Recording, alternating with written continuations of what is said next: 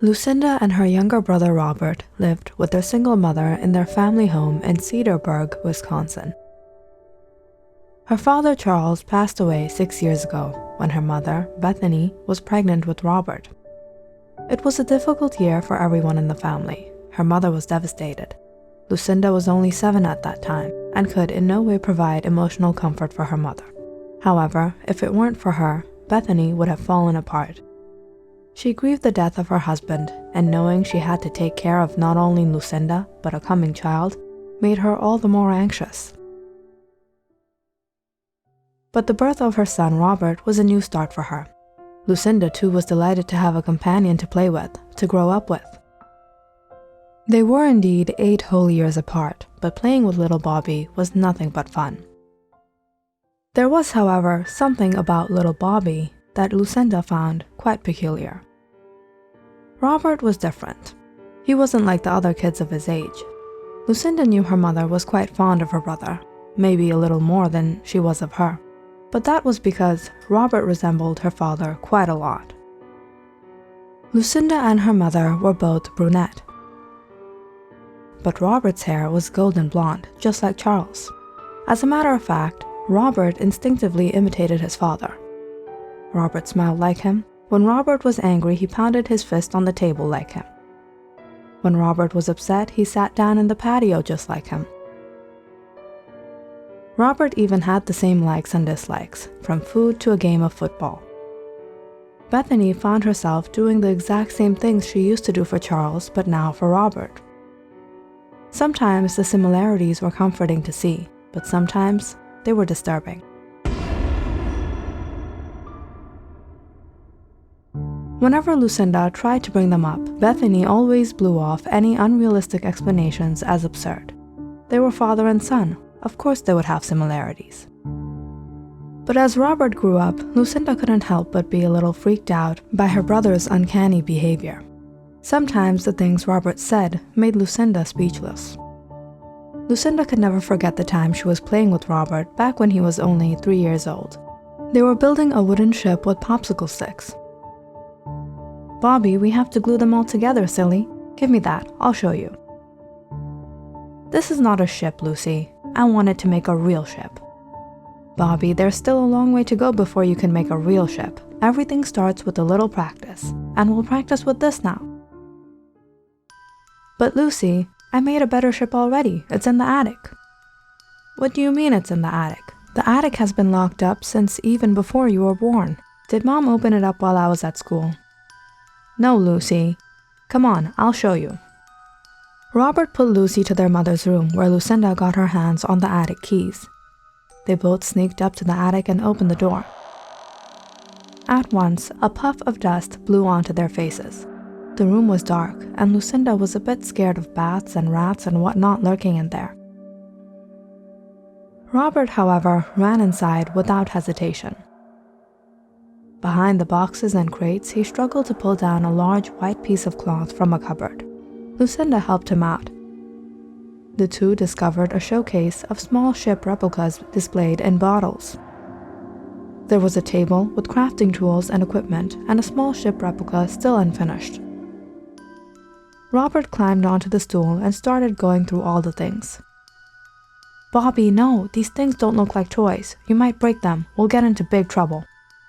"But I know where the pieces go." Lucinda was amazed watching her 3-year-old brother put together the last pieces of a complex ship design. Suddenly, the two flinched to something drop behind them. "Lucy? Bobby? Are you kids in there?" Both the siblings gulped as they heard their mother entering the room. "Mom, I told Bobby not to touch this. I didn't even know it was here. He kept telling me there was things in the attic and I..." Bethany furrowed her brows. "Who finished your father's last project?" as she picked up the ship in her hands. "I did, Mom. Are you proud of me?" Bethany smiled as she helped Bobby get down from the stool. "You did a great job, Bobby. Your father had a hobby of ship crafting in the old days. He used to work here a long time ago, when Lucinda was little just like you. But listen to me very carefully. These are a memory of your father. I don't want you two coming in here and causing accidents now. Maybe when you're a little older, okay, Bobby?" Lucinda was shocked. How did Bobby know about these ships when she didn't even know about them? And how could a 3-year-old even know how to craft a ship? "Mom, if you didn't tell Bobby about Father's hobby or the collection in the attic, then how did he know? Why don't you want to accept it? There's gotta be something more to Bobby's strange talent." "Lucinda, things just don't work like that in the real world. It was nothing but a coincidence." Bethany was reluctant to believe anything that was the slightest bit irrational, but things only got stranger as the years passed by. It was the middle of April 2 years later when Bethany and her family nearly escaped a horrible fate.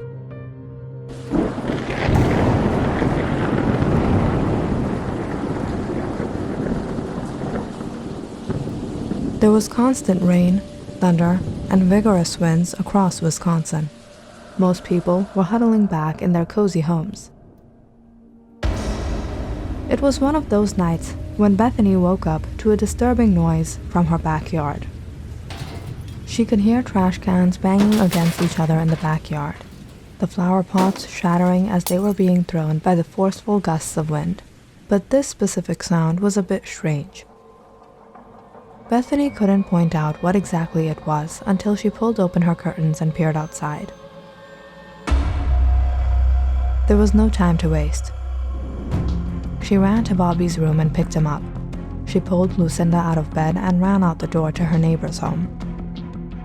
It was seconds before the family watched the large towering oak tree in their backyard collapse onto their house, breaking apart the roof and what was Lucinda and Bobby's bedroom. Bethany and her children stayed at a hotel for the next week until the storm subsided. But when she returned, she was devastated to see her home in an awful state. She started to panic. The repairs would cost so much. Then there were the bills, the groceries, other expenses. How was she going to afford this? "Mom, don't worry. We won't ask for any more toys. No going out for ice cream, no visiting the amusement park, nothing. We swear. Right, Bobby?" "Are you crazy or something, Lucy?" "Bobby, you don't see Mom's crying?" "It's all right, Lucy. Everything will be fine. You kids don't need to think about this." At a time like this, Bobby ran into the ruins. Lucinda and her mother ran after him. "Bobby, you'll get hurt. Come back here right now." Bethany could follow Bobby for so long. He crawled through a tiny space under all the debris. Lucinda managed to follow Bobby, yelling at him to stop. Bethany was worried, pacing back and forth, waiting for her daughter. Moments later, Lucinda and Bobby came out. Lucinda's face was pale white. Her hands trembled as she held a leather bag. "Mom," she said, her eyes wide in fear. Bethany took the bag and opened it up. She gasped, seeing bundles of bills stacked on top of the other.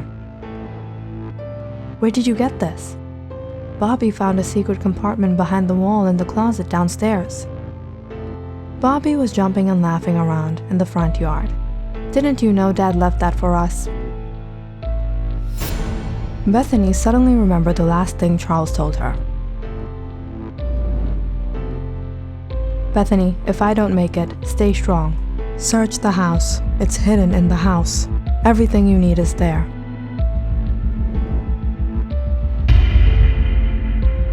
Bethany was thundered. She looked at her son. Could this really be? Was Charles watching over them? Bethany had the house repaired and saved the rest of the money her husband left behind for the family. She tried to be strong for her children.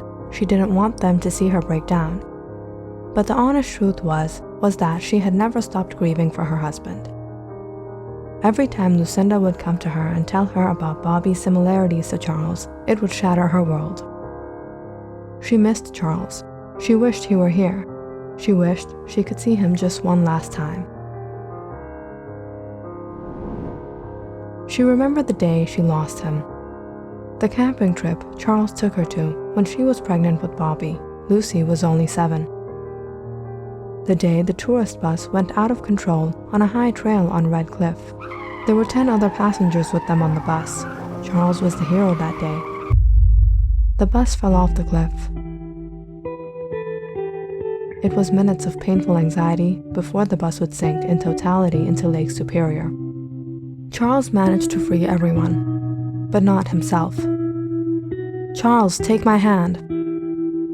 "Bethany, don't worry about me. Take Lucinda back to shore. There might be someone trapped under. There's no time."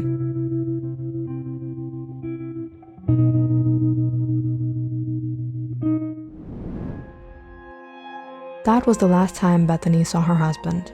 He went down with the sinking bus, never to return again.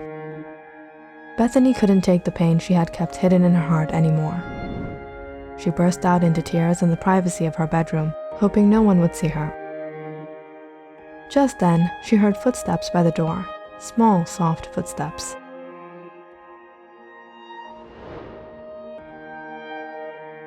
She looked up through her teary eyes and saw Bobby staring at her.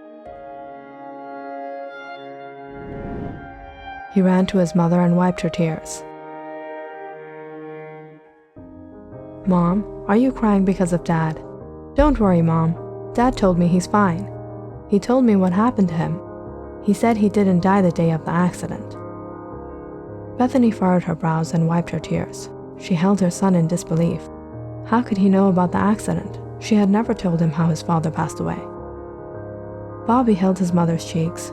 The police couldn't find Dad when they pulled up the bus because the water had already carried his body away. He was pulled by the waves until he washed up on shore of Basswood Island.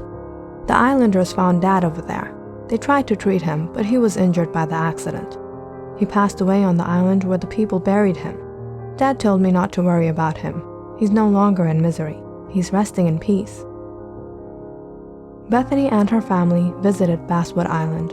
The islanders took them to the grave of a man who had washed up on shore some years back. The grave of Charles Cooper. His family finally got a chance to have some closure, to say their last goodbyes. Even Bobby, who had never seen his father. But had Charles truly left them? Even today, sometimes, Bobby performs strange miracles.